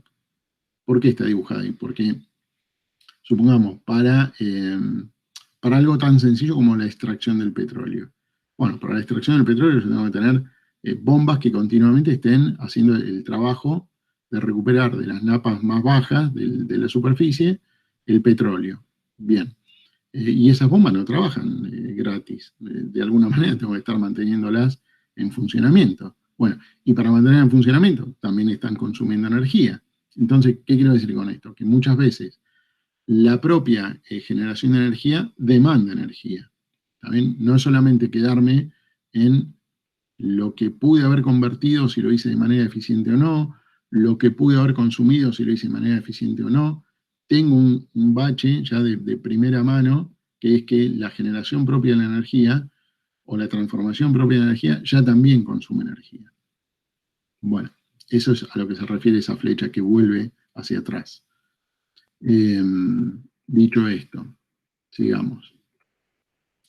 Cuando se encargan los proyectos, acá tenemos como un gráfico que trata de ser representativo de todo este concepto. Cuando se encaran los proyectos, acá tenemos hacia la derecha una línea de tiempo. Hacia la derecha una línea de tiempo. Ahora vamos a ver de qué se trata cada una de estas superficies pintadas con colores. Bueno, hacia la derecha una línea de tiempo. Si se quiere, en esta primera parte, en esta parte que está acá, es como que estaríamos hablando, bueno, de cuál es la gestión que hace el país a lo largo de los proyectos a mediano y largo plazo. Bueno, ¿cuál es la inversión? Que hasta acá es una inversión, lo que está representado en rojo es una inversión de dinero. Entonces, ¿qué quiere decir? A medida que va pasando el tiempo, voy gastando cada vez más dinero, ¿no? Lo que está por abajo de esta línea son los costos propios o inherentes a la producción de la energía. Y lo que está por arriba son los costos, es el retorno de lo que yo estoy logrando como función de la inversión de esa energía. Entonces, acá tengo toda una demanda que es continua, ¿no? De estudios y de superficies, subsuelos, no sé, proyectos hidroeléctricos, pero todo es estudio. O sea, no hay nada, digamos, es una inversión, pero todavía no hay nada como generadora de esa inversión, sino son los gastos que se van exclusivamente en la planificación, en el estudio. Genial. Ahora, supongamos que alguno de esos estudios se aprueba y vamos a ir adelante con una obra. Bueno, entonces está esta línea divisoria donde definimos, bueno, el comienzo de un proyecto. Un proyecto representativo, cualquiera sea, que nos va a permitir generar energía eléctrica y abastecer una demanda. Bueno, entonces tenemos otra vez una serie de gastos que van a ser acumulativos a los que siguen en el tiempo en el estudio, otra vez una serie de gastos en lo que es la fase de la construcción. O sea, todavía ni siquiera arranqué, salimos de la parte de estudio, comenzamos con la parte de construcción, y bueno, supongamos que logramos con éxito llegar al punto donde ya finalizó la parte de la construcción y empezamos con la generación de energía. Bueno, una vez que empezamos con la generación de energía, viene esto que decía, ¿no? Para que podamos generar energía, también consumimos energía. Por ahí la diferencia está en que si tenemos la suerte en el proyecto de que la misma generación que esté haciendo la pueda autoconsumir para seguir en ritmo, bueno, entonces ahí se podría dar el caso donde tengo toda esta franja amarilla, donde la energía total producida sería la superficie de este triángulo azul más el triángulo amarillo, más la porción, digamos, amarilla. Bueno, esa es toda la energía que estaría generando a lo largo del proyecto. Pero lo que tengo pintado en amarillo sería lo que estaría consumiendo de mí mismo al generar, solamente para mantenerme operativo. Con lo cual, lo único que queda como parte, digamos, que voy a estar entregando a la demanda, es la parte que está en azul. Es la parte que está en azul. Bueno, obviamente que cuando un proyecto arranca, tiene un determinado costo, y después, a lo largo del tiempo, va teniendo un costo de mantenimiento que se va haciendo cada vez más chico. Y acá volvemos a lo mismo que decía antes. Una cosa es la teoría, y otra cosa es la situación nuestra en este momento, en el cual estamos en una crisis que nunca termina, entonces siempre estamos atendiendo lo urgente, y bueno, es algo, ya no sé si forma parte del ADN argentino, pero es así. Tal vez me equivoco, tal vez en otras partes del mundo sucede lo mismo, lo único que no está promocionado negativamente, no lo sé. Pero la realidad es que a lo largo del tiempo vamos teniendo un gasto, una inversión cada vez menor para mantener operativo todo esto que ya está en funcionamiento. Bueno, va a llegar un momento donde su vida útil terminó. En algún momento la vida útil termina. No siempre es así. A mí no sé, ahí podemos citar montones de ejemplos donde un proyecto estuvo planificado para tener una vida útil de 50 años, 60 años, y bueno, pasan 80, pasan 90 y sigue en marcha. Después habrá que ver a largo plazo si fue mejor mantenerlo vivo todo ese tiempo excedente, con todos los costos que significó, a que haber utilizado esa inversión para un nuevo proyecto que sea más rentable. Que eso queda una discusión para que nos excede, digamos, a nosotros. Pero bueno, en este ejemplo gráfico tenemos una demanda de inversión para mantenimiento durante su vida útil que llega a un fin, se acabó el proyecto. Y bueno, voy a tener un costo residual seguramente en lo que va a ser el desmantelamiento de ese proyecto.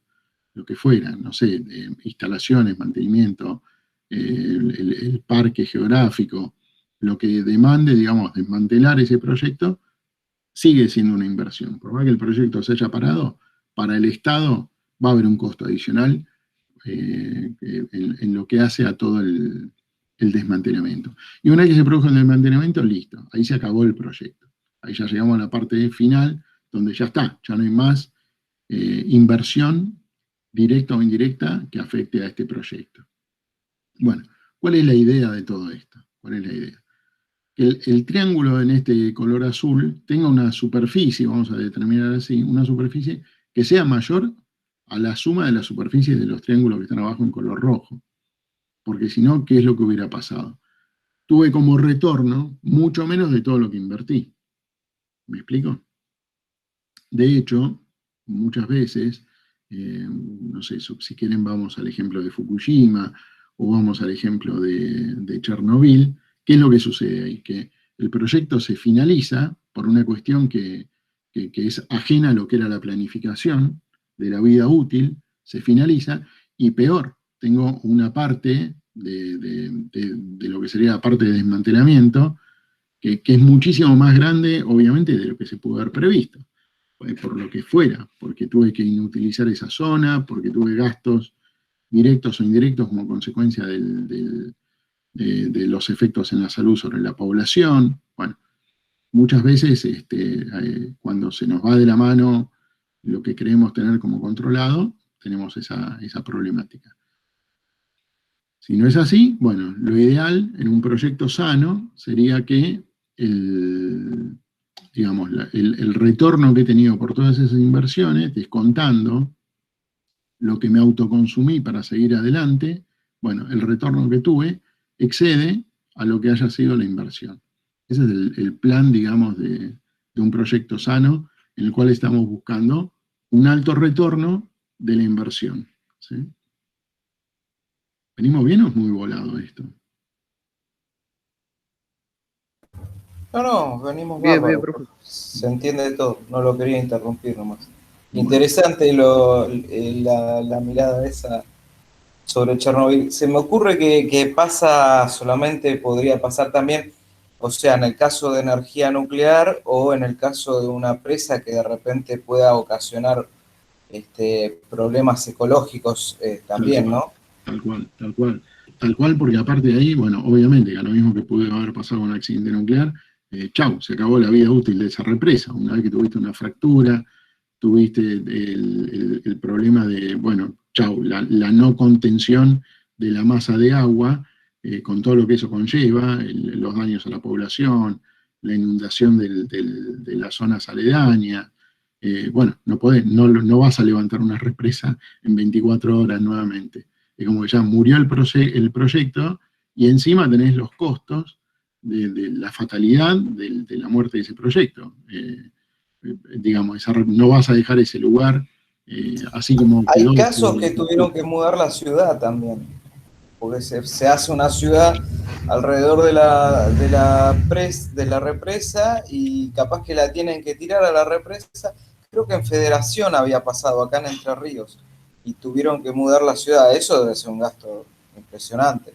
Por eso, a ver, muchas veces, por eso digo que hay cosas macro que cuando se ven, también con el diario del lunes es fácil, ¿no?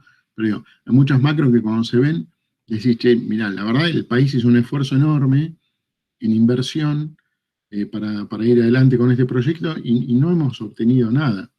¿Qué quiero decir? Muchas veces hay bombos y platillos para tal cosa, la inauguración de esto. Sí, pero guarda porque hay que leer entre líneas. ¿Cuánto se invirtió para llegar a ese momento? ¿Está bien?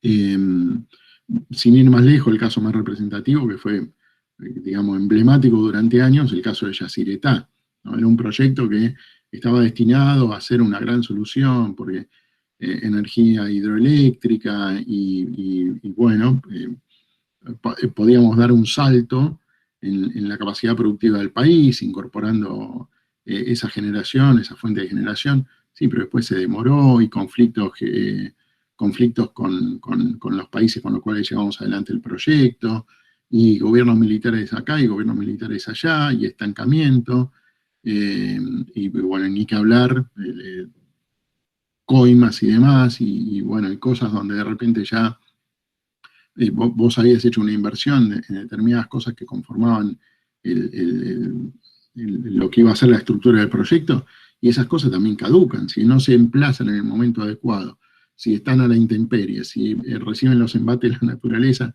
y terminan deteriorándose. Chau, compraste algo, invertiste, no lo usaste, y es dinero que se tiró.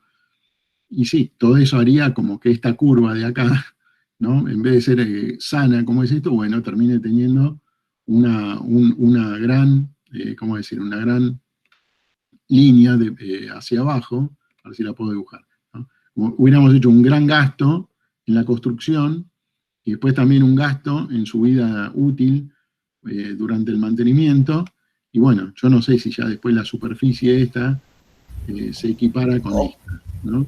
O podría ser peor, porque yo no me imagino en el caso de Chernobyl el gasto que debe haber sido eso. Creo que intervinieron varios países de Europa para, o sea, que le dieron dinero y además ingeniería para que eso no se le vaya de las manos, porque iba a ser una contaminación, creo que para todo el continente. Sí, tal cual. Sí, no conozco los pormenores de cómo intervinieron el resto de los países auxiliando, pero sí, digamos. Sí, yo vi la serie, igual, no es que haya leído mucho al respecto, pero algo así habían hablado. Sí, porque se hablaba de que si había alguna explosión en el reactor, más allá de la que había sucedido inicialmente, porque esto bueno, ya después como veamos, hay otra unidad que habla de energía atómica. Pero bueno, hay todo un efecto donde hay algo que se llama embalaje térmico, ¿no? Donde una vez que se te va de la mano, ya no hay forma de controlarlo. Una vez que ya la variable es como que hay una retroalimentación, ¿no? El problema no lo puedes dominar y se acrecienta de manera exponencial. Bueno, si hay una gran explosión, bueno, queda toda esa energía contaminante liberada, y después están las nubes radiactivas, las lluvias radiactivas. Entonces, a ver, un país planifica llevar adelante una determinada gestión en base a los recursos que se sabe que cuenta. Si de repente, vamos a sumar el caso, Argentina es un país agroexportador, bueno, donde tuviste una desgracia, como puede ser, no sé, una sequía o inundaciones, chau, parte de esa planificación se te fue al tacho. Bueno, imagínate en Europa, lo mismo, ¿no? Vos tenés lugares que trabajan en base a la agricultura, donde tenés después una lluvia con materiales radiactivos, por más ínfimos que sean, después estás expuesto a demostrar ante la comunidad internacional si realmente tu cosecha es válida o va a la basura. Y bueno, y habrá después intereses que harán que vaya a la basura o que no. Bueno, un caso emblemático, no sé, ustedes, lo que pasa es que son muy jóvenes, pero ¿escucharon alguna vez de los pollos de Mazorín? Sí, eso fue durante el gobierno de Menem, ¿fue? Sí, No, sí. Menem, me parece que fue Alfonsín. Sí, por ahí anduvo ahí cerquita. Sí, compraron no sé cuántas toneladas de pollo ya. Claro. La tuvieron que tirar, ¿no? ¿Qué había pasado? Un maneje de plata hubo ahí. ¿Qué había pasado? No me acuerdo bien, la verdad. Bueno, yo era muy chico. No, de los pollos. ¿Qué había pasado? También estuvo el caso de la leche en polvo, que me acuerdo. Sí, pero bueno, en el caso de la leche en polvo está bien, pero no fue, creo que no tuvo que ver con la contaminación de Chernóbil. El tema fue así. Bueno, había sucedido la catástrofe de Chernóbil, ¿no? Hay que ponerlo en contexto también. País que recién había salido de la dictadura. Yo me saco el sombrero con Alfonsín porque la verdad tuvo que luchar contra los peores demonios en ese momento. Después quedará para debatir si fue el mejor o el peor gobierno y es la historia de siempre. Terminamos comparando una cosa peor con otra cosa peor para ver cuál es la mejor. No importa, dejemos la política de lado. Pero quiero decir, recién salimos de la dictadura, tuvimos el Campeonato del Mundo en 1986, ocurrió la tragedia de Chernobyl. Fue un año que trajo de todo. Fue la muerte de Borges también en ese año. Bueno, pasaron muchísimas cosas. Dentro de todas esas cosas había un conflicto económico. Un conflicto económico, si se quiere, no digo similar al de hoy, pero ¿qué sucede? Hay algo que se llama oferta y demanda. Entonces, quienes están dispuestos a pagar algo, bueno, hay que ver si la gente lo puede pagar. Dicho de alguna manera, si hoy un kilo de carne cuesta 700, 800 pesos, bueno, ¿quién lo puede comprar? Entonces, hay una cuestión de oferta y demanda, ¿no? Porque el productor nacional, ¿qué es lo que quiere? Bueno, si no lo pueden pagar acá 800 pesos, yo lo vendo al exterior porque lo vendo en dólares. Entonces, ¿Por qué voy a vender un producto por debajo de su valor si afuera lo puedo vender y tener una ganancia? Bueno, son puntos de vista. Algo así había ocurrido en esa época con el pollo. Algo así había ocurrido con el pollo. Había una cuestión así de oferta y demanda donde no se lograban poner de acuerdo en cuál debería ser el precio al público. Entonces es como que, no sé, el kilo de pollo como si él costara 800 pesos, lo mismo que un kilo de carne. Bueno, entonces una cuestión que resolvieron en ese momento el secretario de Comercio fue poder hacer una compra al exterior por una buena cantidad de toneladas de pollo. Entonces, ¿cuál era la estrategia? Si yo me traigo al exterior una buena cantidad de toneladas de pollo y lo vendo en el mercado interno, a los productores locales les estoy imponiendo un precio que es bajo, porque si yo lo pude importar y lo puedo distribuir a un precio muy bajo, como que ¿a quién le va a vender el productor local? ¿No? Esa era la estrategia. Y realmente como estrategia comercial, a veces funciona. Digo a veces porque después también, si se quiere en la época de Menem, eso mismo se hacía, entonces se abrió la importación, se eliminaron muchas barreras comerciales, pero que terminamos destruyendo la industria nacional.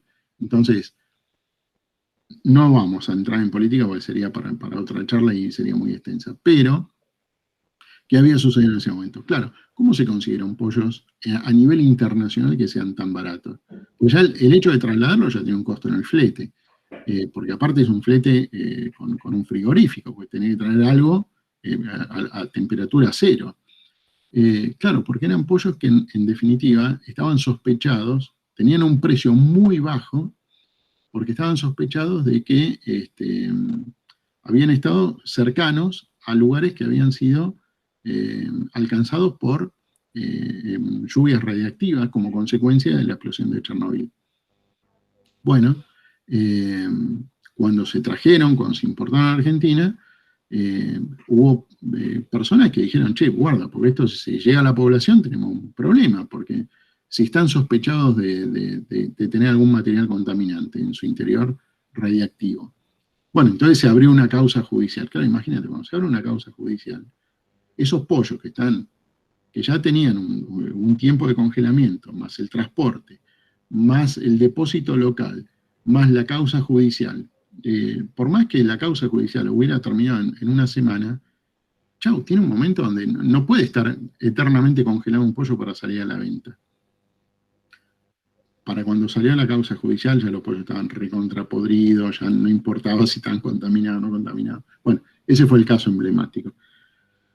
Habían conseguido pollos muy baratos, pero ¿por qué eran baratos? Bueno, porque sospechaban que estaban contaminados con material radiactivo, y como consecuencia de la lluvia que provenía de esa zona de Chernobyl. Esa fue la anécdota de por qué era tan... Porque los pollos de Mazorín, a qué habían llegado. No sé cómo llegaban los pollos de Mazorín.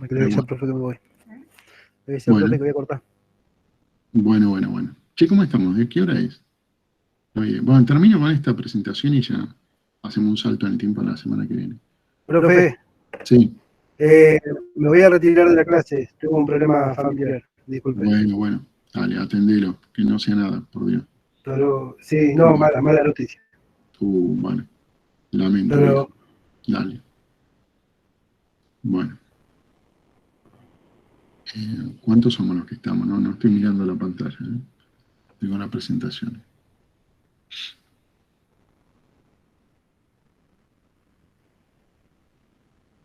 ¿Dónde estoy con la presentación? Acá.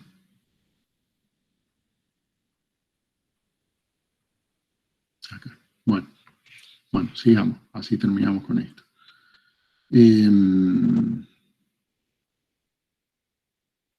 A ver. Bueno, sigamos. Entonces, hay otro término, si se quiere, que podemos definir, que es la intensidad energética. ¿Y de qué nos habla la intensidad energética? Bueno, sencillamente de el mismo valor. Antes, ¿cómo medíamos? Antes estábamos midiendo la energía que yo invertía y la energía que yo recuperaba. Entonces, esa era una forma de medir, ¿está bien? Pero ahora lo voy a medir de otra manera, lo que se llama intensidad energética, y lo voy a medir en función de una variable macroeconómica como es el Producto Bruto Interno. ¿Qué es el Producto Bruto Interno? De alguna manera, el Estado, el país, cuando lleva adelante un proyecto, que generalmente se cierra por etapas anuales, bueno, puede, digamos, tener por objetivo tener un Producto Bruto Interno que sea lo más equitativo dentro de la población. ¿Qué significa Producto Bruto Interno? Bueno, la capacidad productiva que tiene un país. Entonces, obviamente, con un país que tiene una buena capacidad productiva, es un sinónimo de decir, bueno, estoy generando industria, estoy generando bienes de consumo, estoy generando bienes que sean importables, estoy generando un mercado externo, bueno, pero nada de eso es gratis, ¿no? Para poder lograr la fabricación de un bien de consumo, tengo que tener maquinaria. Bueno, así con todo, para poder exportar algo, también tengo que tener maquinaria para poder fabricarlo y después exportarlo. Entonces, acá es una forma de medir lo mismo, pero desde otra óptica. Se lo llama intensidad energética cuando decimos, bueno, como producto de la energía que yo estoy utilizando, primaria o secundaria. ¿Cuál es la diferencia entre primaria y secundaria? Primaria es la que tenemos así en crudo, y secundaria es cuando ya la transformamos al tipo de energía eléctrica. Bueno, cuando tenemos toda esa oferta de energía y la dividimos, hacemos el cociente con el Producto Bruto Interno. Bueno, ¿qué tan bien nos ha ido en la inversión económica? O sea, ¿qué tan bien hemos enriquecido o empobrecido al país utilizando esa energía? Bueno, eso es lo que se llama intensidad energética. Obviamente, un índice alto de intensidad energética nos está diciendo de que estoy echando mano de muchísima energía para un bajo producto. Bueno, ¿cuál sería el objetivo entonces? Vamos a la diapositiva siguiente. Acá tenemos una traza, si se quiere, de la intensidad energética para el contexto mundial, y la Argentina y algunos países de la región latinoamericana. Bueno, entonces fíjense que a nivel mundial está bajando la intensidad energética. ¿Eso qué quiere decir? Que de alguna manera, con el mismo recurso, estoy obteniendo mejores resultados de producción. Lamentablemente, por las circunstancias que ya hablamos también recién, bueno, Argentina viene como en una meseta. O sea, puede ser que crezca la población, puede ser que crezcan las necesidades de consumo, puede ser que crezca también la demanda de energía, puede ser que crezca también la capacidad de abastecimiento a esa demanda, pero no logramos romper que con esa misma inversión tengamos mejores resultados. Ese es el gran problema que estamos viviendo ahora. Entonces, ¿cómo medimos todo esto? Bueno, la forma de medir la energía, los recursos son varios, ¿no? Pero la forma de medir la energía y el retorno es utilizando un patrón, que es el patrón que se denomina TEP, que es el mismo patrón, digamos, para todo el análisis Argentina respecto de países, Argentina respecto al mundo, países del mundo respecto de sí mismos. Bueno, el patrón TEP, que es toneladas de petróleo. De alguna manera, el petróleo crudo tiene una determinada cantidad de energía que puede entregar. Bueno, esa energía más o menos ronda en el número exacto es 11.630 kWh, o también 41.868 millones de joule. Bueno, esa es la energía promedio que se puede extraer de una tonelada de petróleo. ¿Por qué digo promedio? Porque, digamos, el petróleo no es un elemento que tiene una única característica. Hay distintas características que tiene el petróleo según la extracción que tenga, la calidad que tenga ese producto. Bueno, pero más o menos en promedio tiene ese valor. Tomamos la energía que puede generar una tonelada de petróleo, y bueno, en función de eso establecemos este parámetro. ¿Cuántas toneladas de petróleo estamos echando mano nosotros como recurso? No porque todo sea tonelada de petróleo, porque también pueden ser otros recursos, pero quiero decir, en nuestro caso tenemos el gas, por ejemplo, en otros países del mundo todavía subsiste el carbón como una fuente de petróleo, de energía.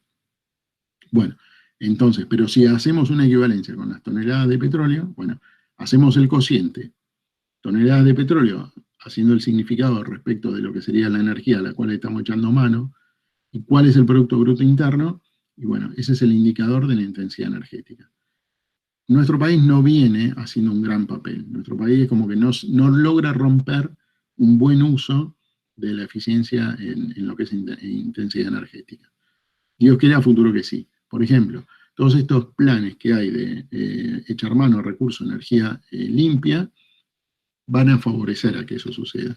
Todos estos planes de que se haga un uso inteligente de la energía con las redes inteligentes van a favorecer a todo esto. Bueno, después también estarían otras cuestiones que tendrían que ver con la mejora del parque para que sea más eficiente y para que no se nos vayan, digamos, todo el esfuerzo en pérdidas. Pero bueno, es un plan, no es de acá a mañana, es a largo plazo. Ojalá que con el tiempo esta curva tenga otro desempeño para mejor. Bueno, de alguna manera, acá lo que tenemos es como una proyección. Por ahí se tomó el año 2030 porque, no por eso, dejando la política de lado, no me malinterpreten, pero cuando asumió el gobierno de Macri se había tratado de hacer como una proyección a largo plazo de cuál sería el objetivo de mejorar este rendimiento. Bueno, después por las circunstancias que fueran, se alcanzó o no se alcanzó, chocamos el auto en la calecita, no importa. Pero la expectativa era mejorar lo más que se pudiera, al menos al año 2030. En algunas cosas tan mal no estamos, porque si recuerdan y si vemos, va creciendo la cantidad de energía aportada como energía limpia. Ya tenemos un proyecto como es YPF Luz, donde trabaja con generación, con parques eólicos. Tenemos también mucho emplazamiento de energía recuperada como consecuencia de la radiación fotovoltaica. Bueno, de a poco va siendo más incipiente la presencia de energía limpia.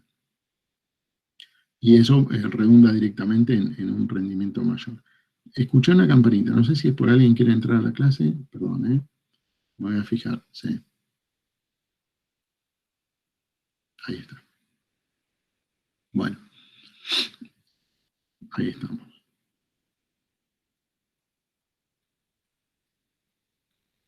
Bueno, sigamos entonces. Y acá viene una cuestión que tiene que ver con esto de la oferta y la demanda, ¿no? ¿Qué sucede cuando nosotros tenemos la generación de energía? Acuérdense que la energía, cuando la generamos, no se puede almacenar. Si bien hay algunos proyectos, ahora vamos a ver en unas unidades más adelante, de que no acá a nivel local, pero en otros países se logra almacenar la energía. Bueno, la realidad es que nosotros tenemos una sociedad que vive a su ritmo, a su demanda natural, sociedad en lo que es el individuo como tal, la industria, y todo eso hace que la demanda sea algo medianamente planificado. Acuérdense las curvas como vimos en Camesa, donde en función de las estadísticas del consumo, del mismo periodo anual y las temperaturas promedio, bueno, todo eso se arma como una especie de previsión en la cual nosotros vamos a poder creer que vamos a tener esa demanda, y en función de esa demanda de la cual creemos que se va a dar, si las estadísticas se cumplen, bueno, tenemos después quiénes van a abastecer esa demanda. ¿Y quiénes van a abastecer esa demanda? Bueno, ahí nos empezamos con esta cuestión de oferta y demanda para ver si logramos un costo razonable. Ahora, nunca vamos a poder estimar al 100% con precisión el pico de esa demanda. Hay veces que juega a favor, hay veces que juega en contra.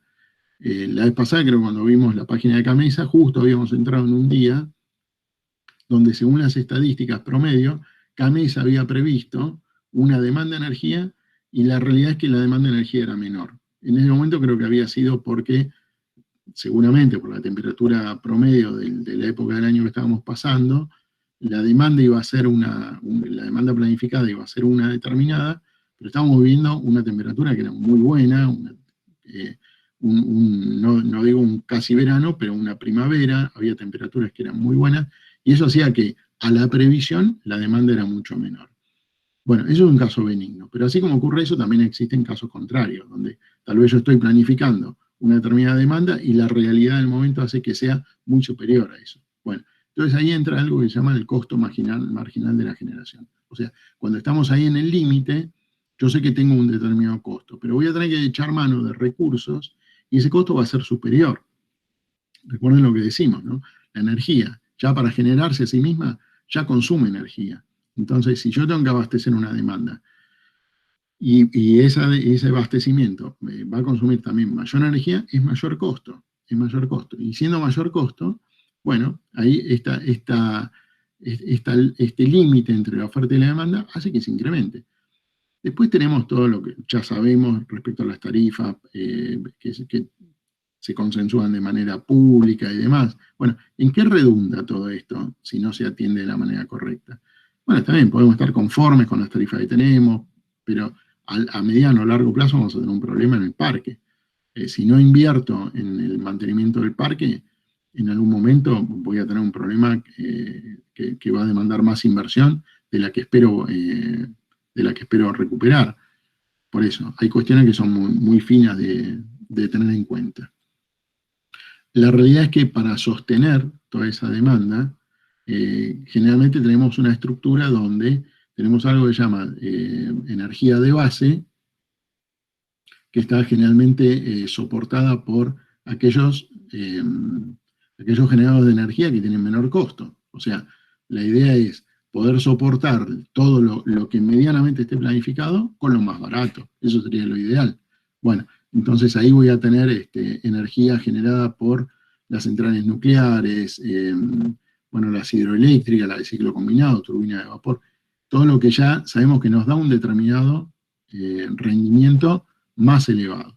Y después tengo que echar mano a todo lo que ya va a tener un costo superior. Si la demanda sube, bueno, si no lo puedo cubrir con lo que es base, lo cubriré con la generación que sea, aunque sea un costo superior.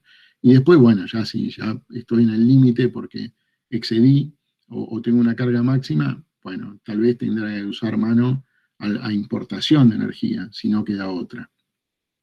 Más o menos eso es lo que tenemos que definir con el costo marginal. O sea, una cosa es definir lo que puede ser un costo fijo, pero siempre vamos a estar al borde, por eso que digo, no se almacena la energía eléctrica.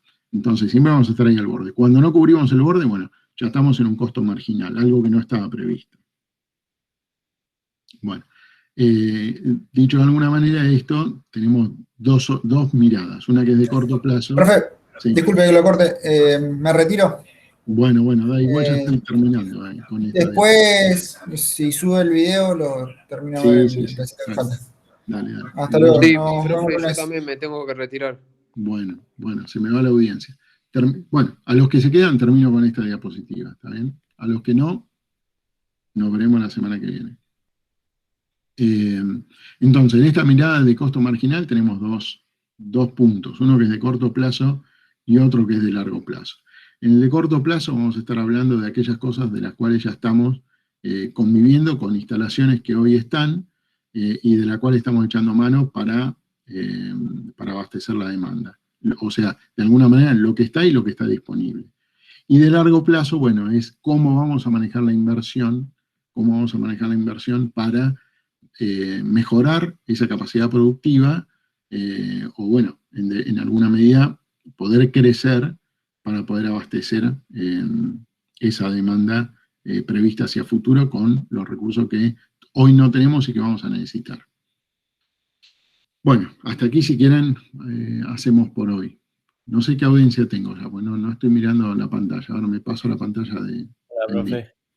Acá estoy. Acá estamos. Bueno, listo. Tengo algún público todavía. Bueno, cortamos, si quieren, por hoy ya, ¿sí? Bueno, dale, profe. Dale. Pasamos ya para la semana que viene. ¿Tá? Dale, profe. Bueno, profe, perfecto. Bueno, El lunes. Buen fin de semana, ¿eh? Dale, lo mismo para ustedes, subo el mail, subo la grabación ahora y esta presentación. Así ya Sí, día lo mismo, profe.